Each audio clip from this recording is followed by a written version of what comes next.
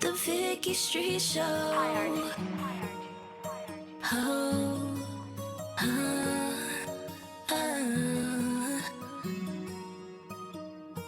You know she got it. You wanna see her. You know she got it. You wanna be her. You know she got it. You wanna meet her. You know she got it. You wanna be her. Who that bad bitch coming through the door? The voice of the streets. You already know. And if you wanna see her, gotta throw some dough. Her way the only way, she gotta make control. Who that bad bitch coming through the door? The voice of the streets, you already know. And if you wanna see her, gotta throw some dough. Her way the only way, she gotta make control.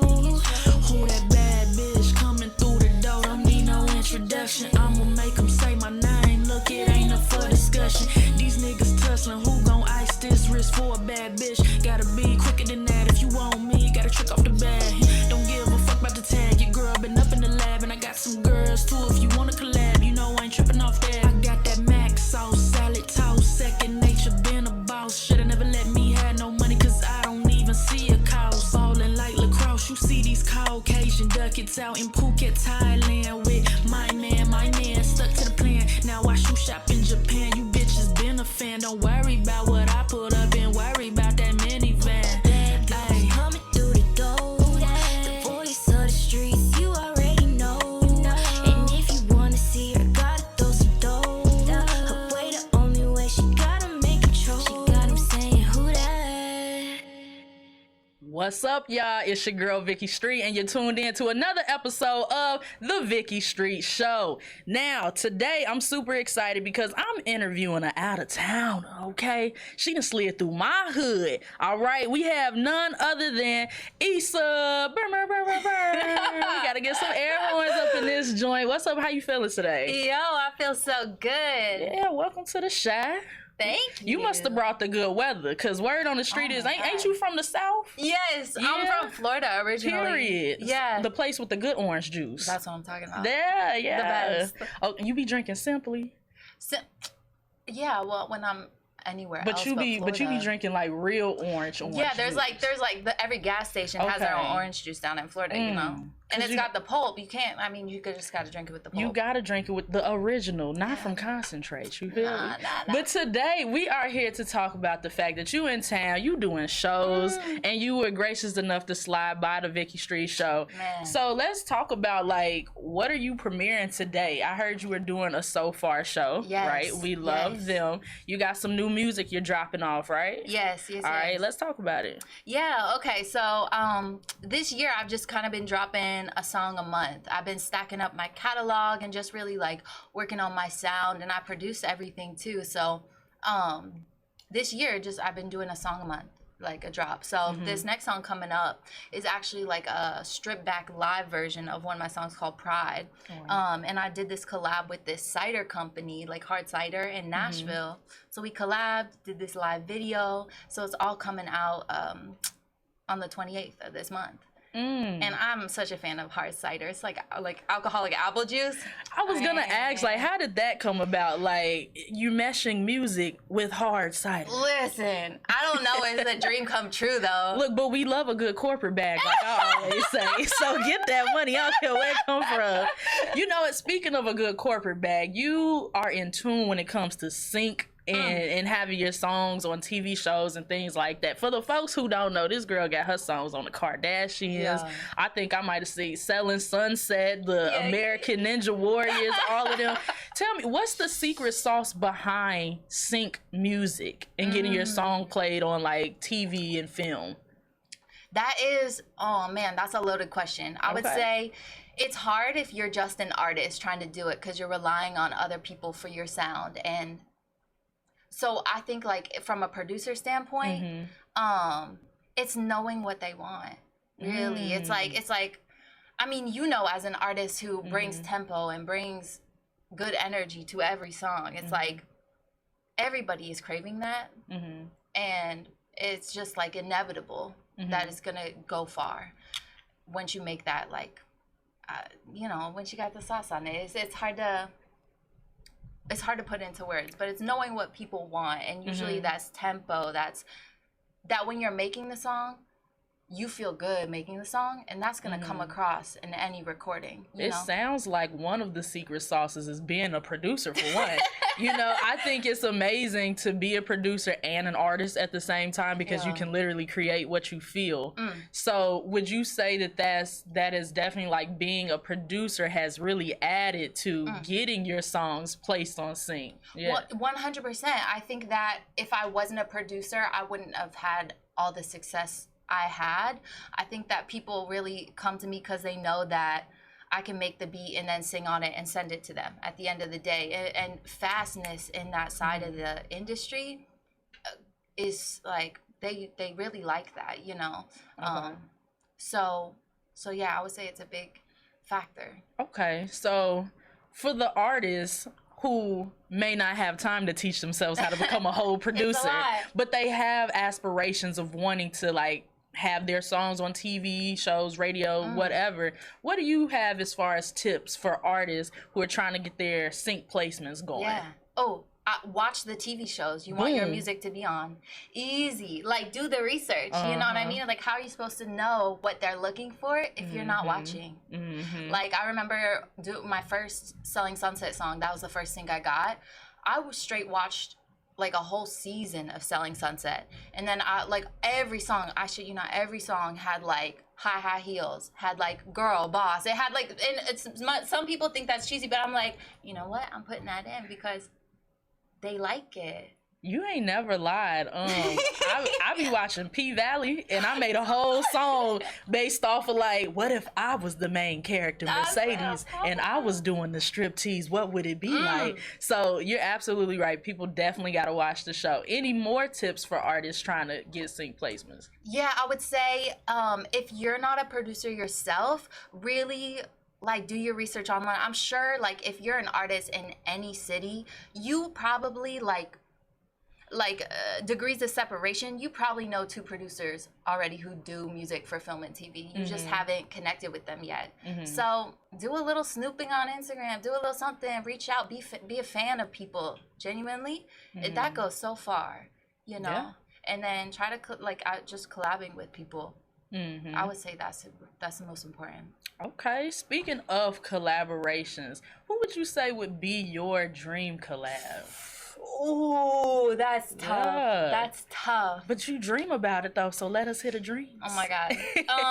My dream producer collab would be with this insane producer named Labyrinth. Okay, yeah. He does like the Euphoria soundtrack. He's worked with Zendaya on some other songs, and his brain is just crazy. I really respect him. That's a dream producer collaboration. I'd say artist, probably Jessie Reyez. Okay. Or I don't know, man. Kali Uchis. I could hear that. You I could know? hear that. Maybe even a little Doja. You know. Oh yeah. In my sync bag, I can get it. I can get there a little bit. You know. Huh. You know what's crazy? All right. So, are you one of those artists who hate when people compare you, like, to somebody else? Oh no, I love it. It gives me so much insight because everybody gives me different answers. Okay, so you want to know what I think? Okay, and I don't mean it like no disrespect, because people tell me, I love when people tell me like, yo, you sound like Eve, the Brat, MC Light, so and so. Like, they just keep going. I'm like, really? Foxy Brown? I'm like, really? Because I love them. Yeah, that's what I'm saying. Yeah. So you know what? Okay. I love Alina Baraz, and you remind me so much of her, your sound. I love Alina For Baraz. real. Yeah. So I wanted to know, like, how do you feel when someone may compare you to someone, not necessarily musically, but like, do you get offended by it? Should artists get offended by it? What do you feel like? I think if an artist doesn't know who they are similar to, vibe-wise, aesthetic-wise, sound-wise, like, that's research you gotta do. Like, I want to know that. That only helps me. So that's really cool. Would you do a song with Alina? Are you kidding me? Okay. Me in middle school, I was like on my fucking iPod, like, like in my bag with Banks too, like kind of edgy, really alternative-y, but still R&B kind of backbeat. Yeah. See, now let's talk about that because I love alternative music. Like, I'm a huge K Tronada fan. Oh my God. Like, shout out to the joint he got coming out with Aminé coming up soon. Oh, yeah. Yes. Forever just dropped. It did. Yeah.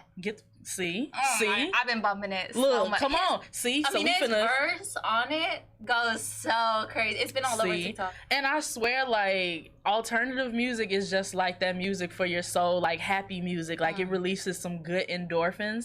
But I also feel like alternative music doesn't get enough shine, though. What do you feel as far as, like, the state of alternative music versus mainstream music right now? I think it's bigger than it ever has been. I agree with you on not getting the platform that it deserves, but I think it's growing, and again, it's bigger than it ever has been. You look at an artist like Ray, who has that song with like escapism, right? Or like so much alternative R&B right now specifically, but a lot of alternative, I don't know, I think it's huge right now. I think it's on the come up. And I agree with you. It's, you know what I like about it is it's unexpected. You can do anything. Right. It's like there's no box to put yourself in. There's literally no box for alternative. That's what I mean. But the thing is, I feel like the streets support alternative like so much. I had my first show that I had, the first episode that I had on this show, I had some radio hosts on there from like some mainstream stations, but also some alternative stations as well. And that's kind of like what we were talking about, specifically as it relates to Chicago. But I feel like, you know, they just push alternative music off to the side and maybe save it for like TV and film. Sure. So I feel like it has its spots and its space. Yeah. But I'm really glad that you're capitalizing on it because people need to know that alt scene is a bag. Like literally. Yeah. So, all right, moving along, because we have a special segment coming up later in the episode. What would you say is like needed for collaboration, as far as like when you're collabing with other artists, other producers? What are some things that you need in the mix, whether it be physical things, vibe wise, what you need to feel like you're making a hit? I think it's important that all parties are like excited about it. Yeah. You know what I mean? Because I've been in lots of sessions where I'm really excited and they're not feeling it, or vice versa. I've had bad days too, you know, where I'm not feeling it, they're really excited. I think like that energy coming into a session is really important. Definitely. Okay. For you, since you're an artist and a producer, this will be a tricky one. The beat or the lyrics? What's more important? The beat. Really? Beat. Oh yeah, you're gonna hate me for this. Oh man, I'm probably gonna get roasted for this. But an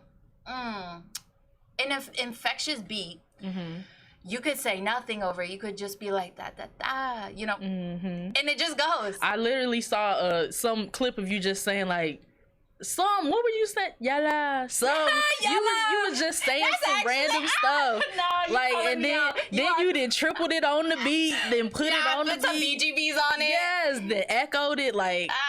See, I be getting so jealous of producers. Like, y'all could literally do everything. So I read somewhere that you were making music in your dorm room. Like, that's kind of how you got started in the stuff. And you also walked into the wrong recording like class back in college. Tell me about that story and like how essential it is to like where you are today in the music game. Oh my God. I was going to this community college in Florida, in Daytona. And I didn't really know what I wanted to do. I liked to sing. I played guitar.